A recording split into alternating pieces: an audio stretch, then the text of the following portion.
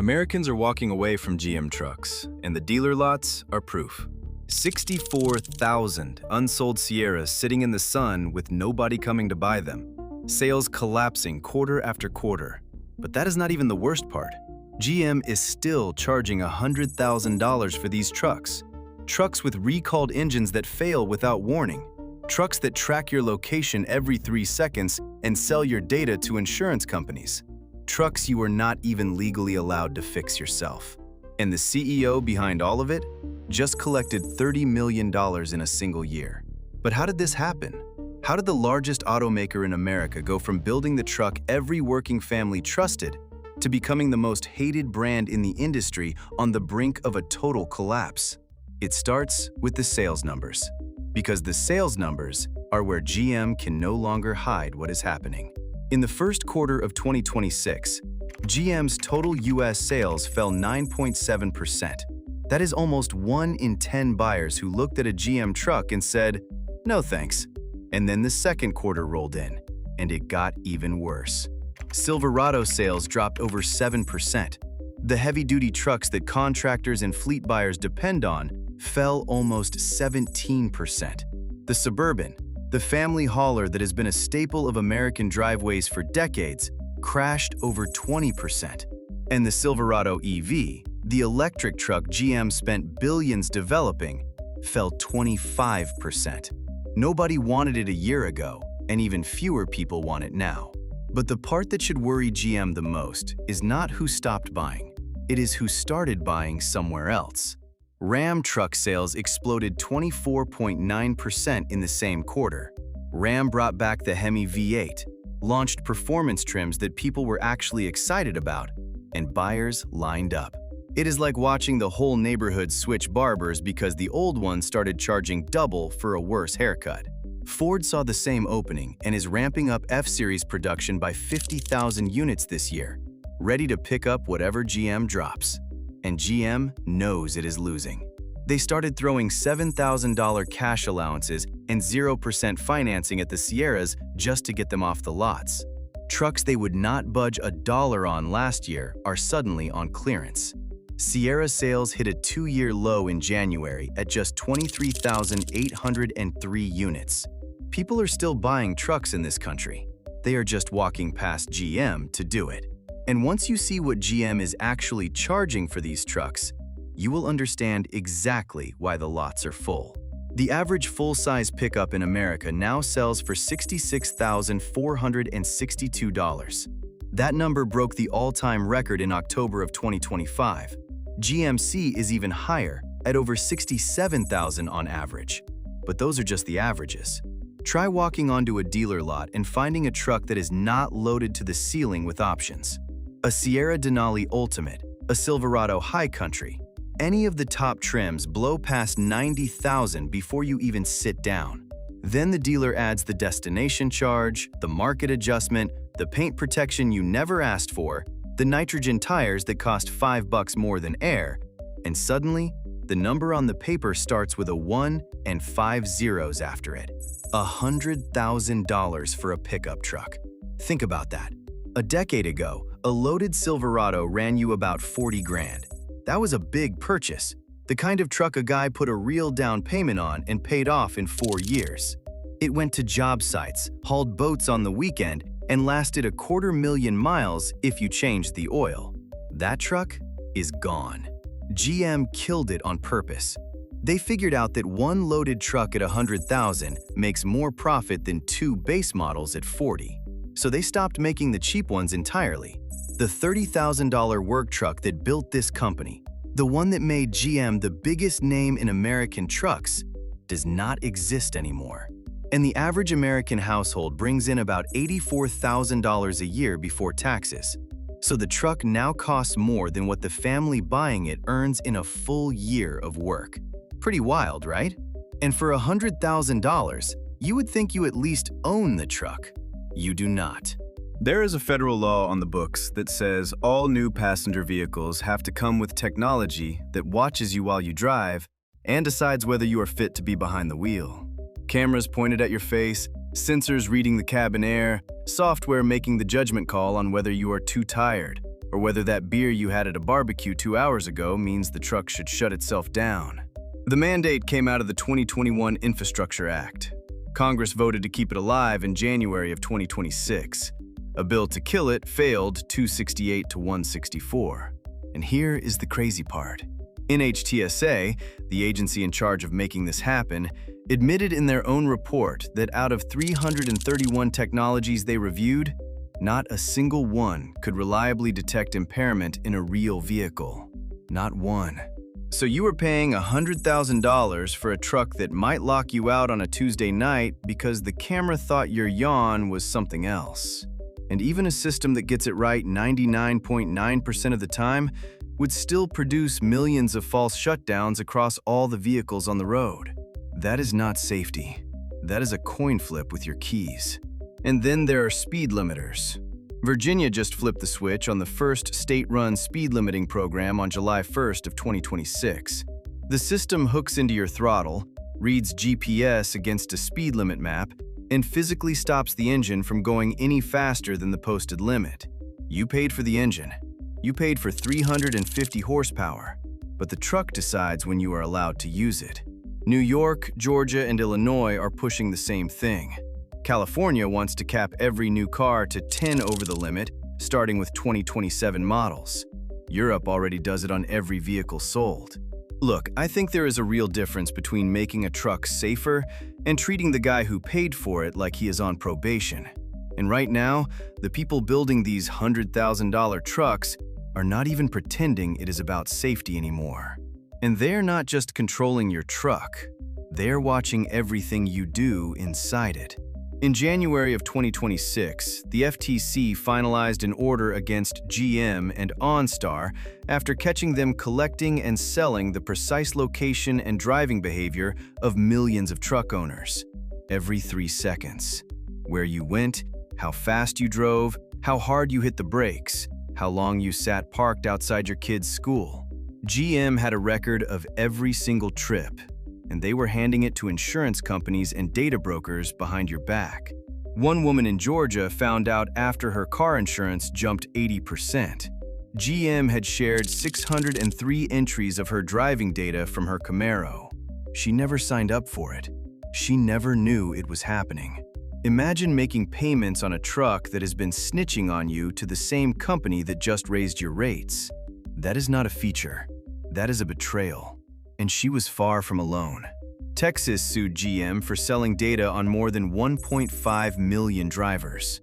Arkansas sued. Nebraska sued. California slapped GM with a $12.75 million settlement. The FTC banned them from selling driver data for 5 years and put a 20-year consent order on the company. Call me cynical, but a $12 million fine for a company that clears $10 billion in profit is not a consequence. That is a rounding error. So you cannot control your $100,000 truck, and they are spying on you through it. But at least you can fix it yourself when something breaks, right? Not anymore. Automakers are locking down vehicle diagnostics behind software that only their dealerships can touch. They call it cybersecurity. What it actually means is the independent mechanic your family has trusted for 20 years gets locked out the moment he tries to plug his scanner into your truck's computer. Stellantis blocks aftermarket tools with a security gateway module. Volkswagen calls theirs component protection. GM and Ford are both pushing to restrict who is allowed to access repair data. And it is not a coincidence that this push is happening right when the trucks are breaking down more often than ever. More repairs means more revenue, but only if the repairs flow through their dealerships. So if your local shop is not on the approved list, your $100,000 truck sits in the driveway until the dealership has an opening. And this is happening while the country is losing mechanics faster than it can train new ones.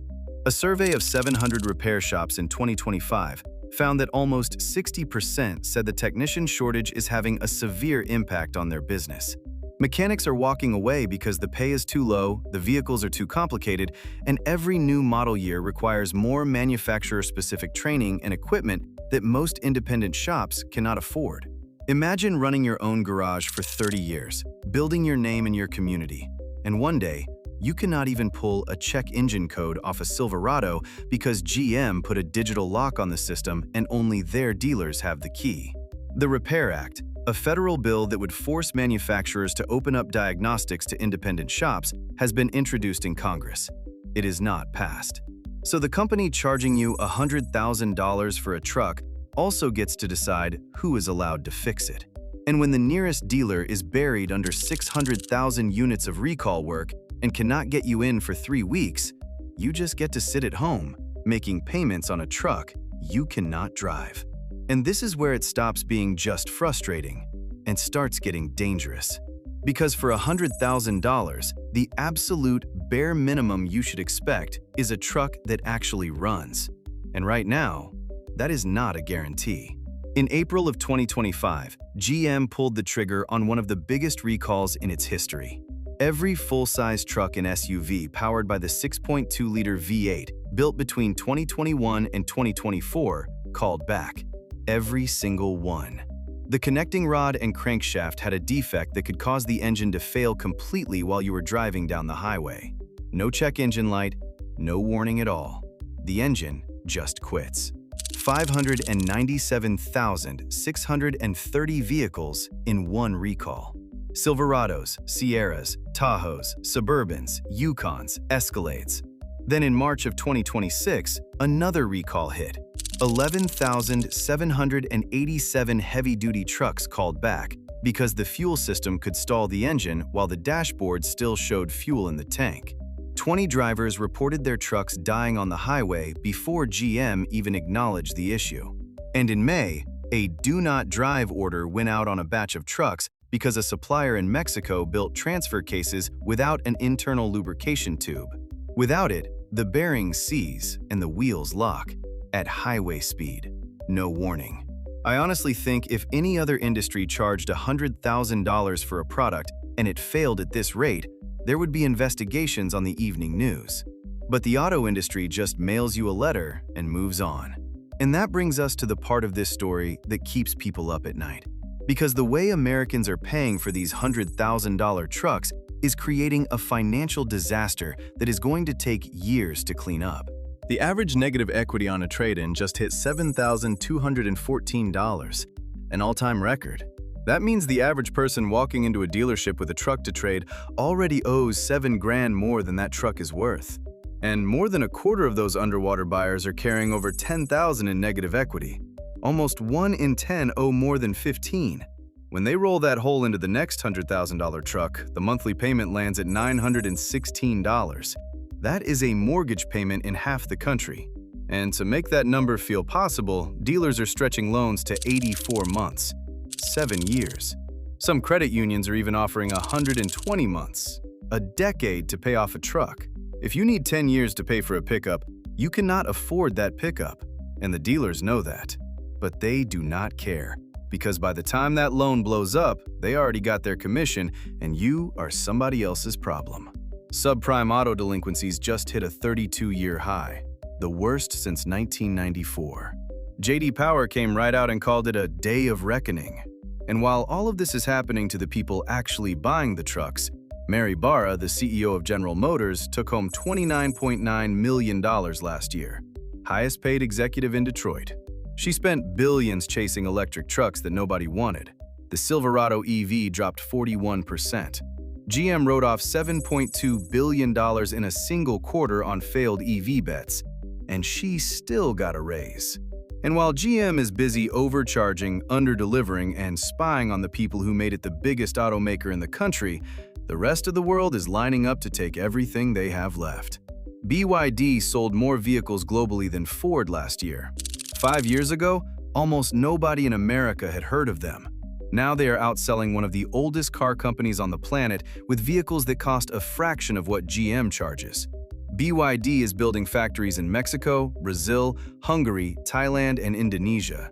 They have 8 cargo ships running just to move vehicles out of China fast enough. Their trucks and SUVs are already dominating Southeast Asia, South America, and parts of Europe. And while they are not selling pickups in the United States yet, the pressure they are putting on every other market is squeezing GM from every direction. GM's China operation used to be the crown jewel of the company. They sold millions of vehicles there every year. That business has collapsed. The Chinese buyer moved on to domestic brands that build better trucks with better technology at half the price. Honda and Nissan are shutting down Chinese factories because they cannot sell enough to keep the lights on. Volkswagen is cutting deals with local companies just to survive. That same wall is heading straight for Detroit, and GM does not have an answer for it, because they have been too busy squeezing their own customers to notice the rest of the world catching up. You cannot charge $100,000 for a truck that spies on the driver, locks out independent mechanics, shuts itself down when it feels like it, and might throw a rod on the highway and then act surprised when the entire world starts building something better for less money. The buyers did not leave because they stopped needing trucks. They left because GM turned a simple, reliable, affordable pickup into a $100,000 surveillance machine that falls apart, fights you for control, and costs more than most families make in a year. That is not a truck anymore. That is a subscription to getting screwed from every single possible direction. GM reports earnings later this year, and whatever they announce, I will be here with the numbers. Subscribe so you catch that one.